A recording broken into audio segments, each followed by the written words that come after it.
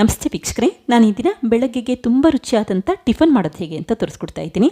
ನಿಮ್ಮ ಮನೆಯಲ್ಲಿ ಏನಾದರೂ ಅಕ್ಕಿ ತರಿ ಮತ್ತು ಕಡಲೆಕಾಳಿದ್ರೆ ಈ ರೀತಿ ತಿಂಡಿ ಮಾಡಿ ನೋಡಿ, ಖಂಡಿತ ಮತ್ತೆ ಮಾಡ್ತೀರಾ. ಅಷ್ಟು ರುಚಿಯಾಗಿರುತ್ತೆ, ಸಾಫ್ಟ್ ಆಗಿರುತ್ತೆ ಮತ್ತು ಬಾಯಲ್ಲಿಟ್ಟರೆ ಕರ್ಗೋ ಹಾಗೆ ಈ ತಿಂಡಿ ಇರುತ್ತೆ. ನಿಮ್ಗೇನಾದರೂ ಈ ತಿಂಡಿಗೆ ಕಡಲೆಕಾಳು ಕರಿ ಬೇಡ ಅಂತಂದರೆ ಚಟ್ನಿ ಮಾಡ್ಕೋಬಹುದು ಅಥವಾ ಪಲ್ಯನಾದರೂ ಮಾಡ್ಕೋಬಹುದು. ಈ ರೀತಿ ಕಡಲೆಕಾಳು ಕರಿನ ಮಾಡೋದ್ರಿಂದ ತುಂಬ ರುಚಿಯಾಗಿರುತ್ತೆ. ಹಾಗೆ ಈ ಕರಿನ ನೀವು ಮಧ್ಯಾಹ್ನದ ಊಟಕ್ಕೂ ಕೂಡ ಉಪಯೋಗಿಸಬಹುದು. ಹಾಗೆ ನಿಮಗೆ ಈ ವಿಡಿಯೋ ಇಷ್ಟ ಆದರೆ ಪ್ಲೀಸ್ ವಿಡಿಯೋನ ಲೈಕ್ ಮಾಡಿ ಮತ್ತು ಚಾನಲ್ಗೆ ಸಬ್ಸ್ಕ್ರೈಬ್ ಮಾಡಿ. ಈಗ ತಿಂಡಿ ಮಾಡೋದು ಹೇಗೆ ಅಂತ ನೋಡ್ಕೊಳ್ಳೋಣ ಬನ್ನಿ. ಮೊದಲೊಂದು ಬೌಲ್ಗೆ 1 ಕಪ್ಪಷ್ಟು ಕಡಲೆಕಾಳನ್ನು ಎತ್ತಿಟ್ಕೊಂಡಿದ್ದೀನಿ. ನಂತರ ಒಂದೆರಡು ಬಾರಿ ನೀರಿನಲ್ಲಿ ಚೆನ್ನಾಗಿ ತೊಳೆದಿಟ್ಕೊಳ್ಳಿ. ಆವಾಗ ಧೂಳಿನಂಶ ಇದ್ದರೆ ಅದೆಲ್ಲ ಹೊಟ್ಟೋಗುತ್ತೆ. ಈಗ ತೊಳೆದಿರುವಂಥ ಕಡಲೆಕಾಳಿಗೆ 4 ಕಪ್ಪಷ್ಟು ತುಂಬ ಬಿಸಿ ಇರುವಂಥ ನೀರನ್ನು ಹಾಕ್ಕೊಂಡಿದ್ದೀನಿ. ಈ ರೀತಿ ಬಿಸಿ ನೀರನ್ನು ಹಾಕೋದ್ರಿಂದ ಕಡಲೆಕಾಳು ಬೇಗ ನೆನೆಯುತ್ತೆ. 1 ಗಂಟೆ ಕಾಲ ನೆನೆಸಿದ್ರೆ ಸಾಕು. ತಣ್ಣೀರು ಹಾಕಿದ್ರೆ 4 ಗಂಟೆ ಕಾಲ ನೆನೆಸಬೇಕಾಗುತ್ತೆ. ಈ ರೀತಿ ತುಂಬ ಬಿಸಿ ನೀರಾದ್ದರಿಂದ 1 ಗಂಟೆ ಕಾಲ ನೆನೆಸಿದ್ರೆ ಸಾಕು. ನೋಡಿ, ಕಡಲೆಕಾಳು ದಪ್ಪ ಆಗಿದೆ ಮತ್ತು ಸ್ವಲ್ಪ ಸಾಫ್ಟ್ ಆಗಿದೆ. ಈ ರೀತಿ ಸಾಫ್ಟ್ ಆದರೆ ಸಾಕು. ಈಗ ನೆನೆಸಿರುವಂಥ ಕಡಲೆಕಾಳನ್ನು ಒಂದು ಕುಕ್ಕರ್ಗೆ ಹಾಕ್ಕೊಳ್ತಾ ಇದ್ದೀನಿ. ನೀರನ್ನು ಸೇರಿಸಿ ಕುಕ್ಕರ್ಗೆ ಹಾಕ್ಕೊಳ್ಳಿ. ನೋಡಿ, ಈ ರೀತಿ ಕಡಲೆಕಾಳು ನೀರಿನಲ್ಲಿ ಚೆನ್ನಾಗಿ ಮುಳುಗಿರಲಿ, ಅಷ್ಟು ಪ್ರಮಾಣದಲ್ಲಿ ನೀರನ್ನು ಉಪಯೋಗಿಸ್ಕೊಳ್ಳಿ. ನಂತರ ರುಚಿಗೆ ತಕ್ಕಷ್ಟು ಉಪ್ಪಾಕಿ ಒಂದ್ಸರಿ ಮಿಕ್ಸ್ ಮಾಡಿಟ್ಕೊಂಡಿದ್ದೀನಿ. ಈಗ ಲಿಡ್ ಕ್ಲೋಸ್ ಮಾಡಿ 5ರಿಂದ 6 ವಿಷಲ್ ಕೂಗಿಸಿಟ್ಕೊಳ್ಳಿ. ಕಡಲೆಕಾಳು ಚೆನ್ನಾಗಿ ಬೇಯಬೇಕು, ಅಲ್ಲಿವರೆಗೂ ವಿಷಲ್ ಕೂಗಿಸಿಟ್ಕೊಳ್ಳಿ. ನಂತರ ಸ್ಟವ್ ಆಫ್ ಮಾಡಿಕೊಂಡು ಕುಕ್ಕರ್ನ ತಣ್ಣಗಾಗಲಿಕ್ಕೆ ಹಾಗೆ ಇಟ್ಟಿದ್ದೀನಿ. ಈಗ ಕುಕ್ಕರ್ ತಣ್ಣಗಾದ ನಂತರ ನಿಧಾನಕ್ಕೆ ಲಿಡ್ ಓಪನ್ ಮಾಡಿ ಇಟ್ಕೊಂಡಿದ್ದೀನಿ. ನೋಡಿ, ಕಡಲೆಕಾಳನ್ನು ಈ ರೀತಿ ಬೆರಳಲ್ಲಿ ಪ್ರೆಸ್ ಮಾಡಿ ನೋಡಿ. ಈ ರೀತಿ ಸಾಫ್ಟ್ ಆಗಿದ್ದರೆ ಕಡಲೆಕಾಳು ಚೆನ್ನಾಗಿ ಬೆಂದಿದೆ ಅಂತ ಅರ್ಥ. ಇನ್ನೂ ಗಟ್ಟಿಯಾಗಿದೆ ಅನಿಸಿದ್ರೆ ಮತ್ತೆ ಲಿಡ್ ಕ್ಲೋಸ್ ಮಾಡಿ ಮತ್ತೆ ಒಂದೆರಡು ವಿಷಲ್ ಕೂಗಿಸಿಟ್ಕೊಳ್ಳಿ. ನೋಡಿ, 5ರಿಂದ 6 ವಿಷಲ್ ಕೂಗಿಸೋದ್ರಿಂದ ಕಡಲೆಕಾಳು ಪರ್ಫೆಕ್ಟಾಗಿ ಬೆಂದಿರುತ್ತೆ. ಈಗ ಮತ್ತೊಂದು ಬಾಣಲಿಗೆ 2 ಟೇಬಲ್ ಸ್ಪೂನಷ್ಟು ಎಣ್ಣೆ ಹಾಕಿದರೆ 1 ಟೇಬಲ್ ಸ್ಪೂನಷ್ಟು ಜಜ್ಜಿರುವಂಥ ಬೆಳ್ಳುಳ್ಳಿ ಹಾಕ್ಕೊಂಡಿದ್ದೀನಿ. ಬೆಳ್ಳುಳ್ಳಿ ಈ ರೀತಿ ಸ್ವಲ್ಪ ಬಣ್ಣ ಬದಲಾದರೆ ಸಾಕು. ತಕ್ಷಣವೇ 2 ಮೀಡಿಯಂ ಸೈಜ್ ಈರುಳ್ಳಿನ ಸಣ್ಣದಾಗಿ ಹೆಚ್ಚಿ ಹಾಕ್ಕೊಂಡಿದ್ದೀನಿ. ಹಾಗೆ ಈರುಳ್ಳಿ ಫ್ರೈ ಮಾಡಬೇಕಾದ್ರೆ 1/4 ಟೀ ಸ್ಪೂನಷ್ಟು ಉಪ್ಪಾಕಿ ಫ್ರೈ ಮಾಡಿಟ್ಕೊಳ್ಳಿ, ಆವಾಗ ಬೇಗ ಫ್ರೈ ಆಗುತ್ತೆ. ನೋಡಿ, ಈರುಳ್ಳಿ ಈ ರೀತಿ ಸ್ವಲ್ಪ ಬಣ್ಣ ಬದಲಾಗಬೇಕು, ಅಂದರೆ ಗೋಲ್ಡನ್ ಕಲರ್ ಬರಬೇಕು, ಅಲ್ಲಿವರೆಗೂ ಹುರಿದಿಟ್ಕೊಳ್ಳಿ.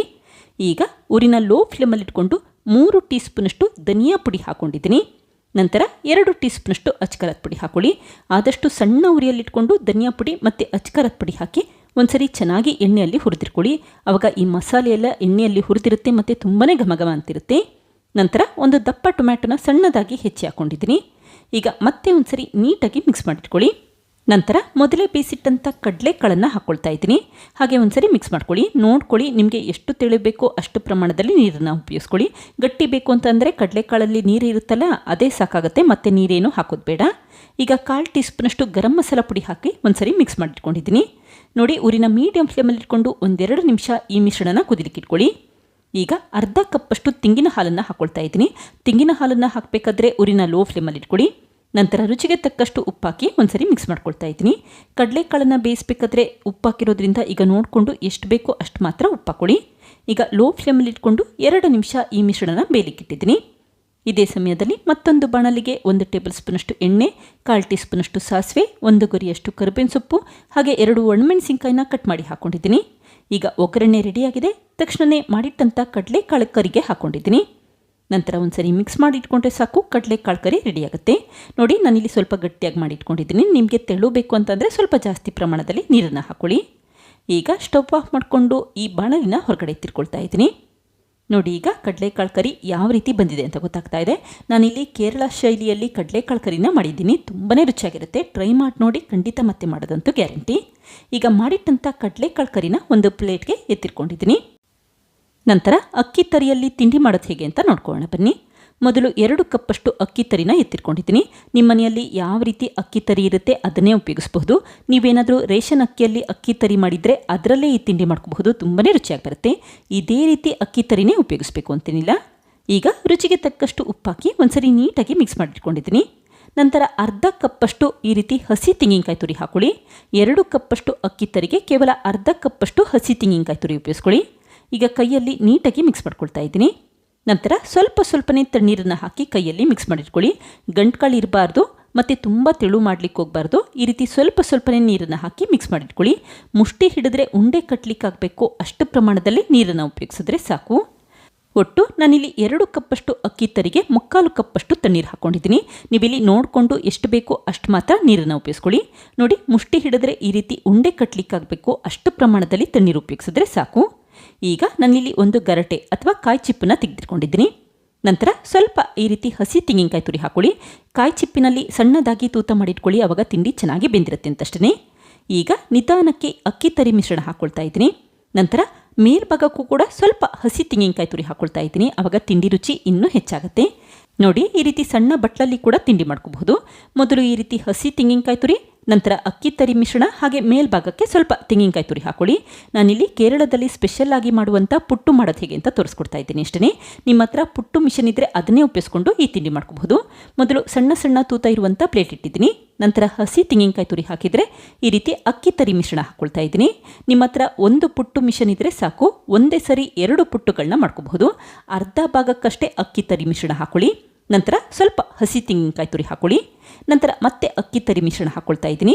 ಈ ರೀತಿ ಮಧ್ಯಭಾಗಕ್ಕೆ ಹಸಿ ತೆಂಗಿನಕಾಯಿ ತುರಿ ಹಾಕೋದ್ರಿಂದ 2 ಪುಟ್ಟುಗಳನ್ನ ರೆಡಿ ಮಾಡ್ಕೋಬಹುದು ಅಂತಷ್ಟೇ. ಈಗ ಇಡ್ಲಿ ಪಾತ್ರೆಗೆ ಸ್ವಲ್ಪ ನೀರನ್ನು ಹಾಕಿ ಬಿಸಿ ಮಾಡಲಿಕ್ಕೆ ಇಟ್ಟಿದ್ದೀನಿ. ನಂತರ ಮಧ್ಯಭಾಗಕ್ಕೆ ಒಂದು ಸ್ಟ್ಯಾಂಡ್ ಇಟ್ಟಿದ್ರೆ ಈ ರೀತಿ ಸಣ್ಣ ಸಣ್ಣ ತೂತ ಇರುವಂಥ ಪ್ಲೇಟ್ ಇಟ್ಟಿದ್ದೀನಿ. ನಂತರ ತೆಂಗಿನ ಗರಟೆ ಹಾಗೆ ಸ್ಟೀಲ್ ಬಟ್ಲನ್ನು ಇಟ್ಟು ಲಿಡ್ ಕ್ಲೋಸ್ ಮಾಡಿಟ್ಕೊಳ್ಳಿ. ಹಾಗೆ 15ರಿಂದ 20 ನಿಮಿಷ ಮೀಡಿಯಂ ಫ್ಲೇಮ್ಗಿನ್ನ ಸ್ವಲ್ಪ ಜಾಸ್ತಿ ಇಟ್ಕೊಂಡು ಬೇಲಿಕ್ಕಿಟ್ಕೊಳ್ಳಿ.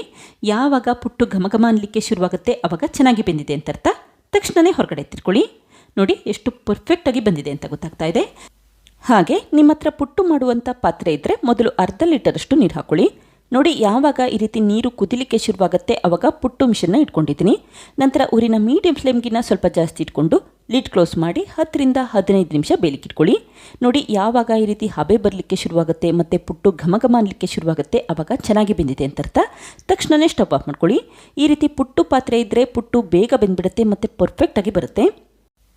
ಈಗ ನಿಧಾನಕ್ಕೆ ಈ ಪುಟ್ಟು ಮಿಷನ್ ಹಿಂಭಾಗದಿಂದ ಒಂದು ಸ್ಪೂನಲ್ಲಿ ತಳ್ಕೊಳ್ತಾ ಇದ್ದೀನಿ. ನೋಡಿ, ಪುಟ್ಟು ಎಷ್ಟು ಪರ್ಫೆಕ್ಟಾಗಿ ಬರ್ತಾ ಇದೆ, ಎಲ್ಲೂ ಕೂಡ ಒಡ್ಕೊಂಡಿಲ್ಲ, ನೀಟಾಗಿ ಬಂದಿದೆ. ನೋಡಿ, ಹಾಗೆ ಒಂದು ಮಿಷನ್ ಇದ್ದರೆ ಸಾಕು 2 ಪುಟ್ಟುಗಳನ್ನ ಒಟ್ಟಿಗೆ ಮಾಡ್ಕೋಬಹುದು. ಈಗ ಮೊದಲೇ ಮಾಡಿಟ್ಟಂಥ ಕಡಲೆಕಾಳು ಕರಿ ಜೊತೆ ಸರ್ವ್ ಮಾಡ್ಕೊಳ್ತಾ ಇದ್ದೀನಿ. ಕೇರಳದಲ್ಲಿ ಈ ರೀತಿ ಪುಟ್ಟು ಮತ್ತು ಕಡಲೆಕಾಳು ಕರಿನ ಮಾಡ್ಕೊಳ್ತಾರೆ, ತುಂಬಾ ರುಚಿಯಾಗಿರುತ್ತೆ. ಕಡಲೆಕಾಳು ಕರಿ ಅಂದರೆ ಕಡಲೆ ಕರಿ ಅಂತಾರೆ. ನಾನು ಕೇರಳದಲ್ಲಿ ಯಾವ ರೀತಿ ಮಾಡ್ತಾರೆ ಅದೇ ರೀತಿ ಮಾಡಲಿಕ್ಕೆ ಟ್ರೈ ಮಾಡಿದ್ದೀನಿ. ನೀವು ಟ್ರೈ ಮಾಡಿ ನೋಡಿ, ಖಂಡಿತ ಮತ್ತೆ ಮಾಡೋದಂತೂ ಗ್ಯಾರಂಟಿ. ಹಾಗೆ ನೋಡಿ, ಪುಟ್ಟು ಎಷ್ಟು ಸಾಫ್ಟಾಗಿ ಬಂದಿದೆ. ನೀವೇನಾದರೂ ಅಕ್ಕಿ ತರಿ ಇಡ್ಲಿ ಮಾಡಿದರೆ ಅದೇ ರೀತಿ ತುಂಬಾ ಸಾಫ್ಟಾಗಿರುತ್ತೆ ಮತ್ತು ರುಚಿಯಾಗಿರುತ್ತೆ. ಈ ರೀತಿ ಪುಟ್ಟು ಒಂದ್ಸರಿ ಮಾಡಿ ನೋಡಿ, ಖಂಡಿತ ಮತ್ತೆ ಮಾಡೋದಂತೂ ಗ್ಯಾರಂಟಿ. ಈ ಕಡಲೆಕಾಳು ಕರಿ ಮತ್ತು ಪುಟ್ಟು ಅಂತೂ ತುಂಬಾ ರುಚಿಯಾಗಿರುತ್ತೆ. ಈಗ ಗರಟೆಯಲ್ಲಿರುವಂಥ ಪುಟ್ಟು ಕೂಡ ತೆಗೆದಿಟ್ಕೊಳ್ತಾ ಇದ್ದೀನಿ. ಗರಟೆ ಉಪಯೋಗಿಸ್ಬೇಕಾದ್ರೆ ಆದಷ್ಟು ಒಂದು ಸಣ್ಣ ತೂತ ಮಾಡ್ಕೊಳ್ಳಿ, ಆವಾಗ ಪುಟ್ಟು ಒಳಭಾಗ ಎಲ್ಲ ಚೆನ್ನಾಗಿ ಬೆಂದಿರುತ್ತೆ. ಈಗ ಬಟ್ಲಲ್ಲಿರುವಂಥ ಪುಟ್ಟನ್ನು ಕೂಡ ತೆಗೆದಿಟ್ಕೊಂಡಿದ್ದೀನಿ. ನಂತರ ಕಡಲೆಕಾಳು ಕರಿ ಜೊತೆ ಸರ್ವ್ ಮಾಡ್ಕೊಳ್ತಾ ಇದ್ದೀನಿ. ನೋಡಿ, ನೋಡಲಿಕ್ಕೆ ಎಷ್ಟು ಚೆನ್ನಾಗಿ ಕಾಣಿಸ್ತಾ ಇದೆ, ತಿನ್ನಲಿಕ್ಕೂ ಕೂಡ ತುಂಬ ರುಚಿಯಾಗಿರುತ್ತೆ.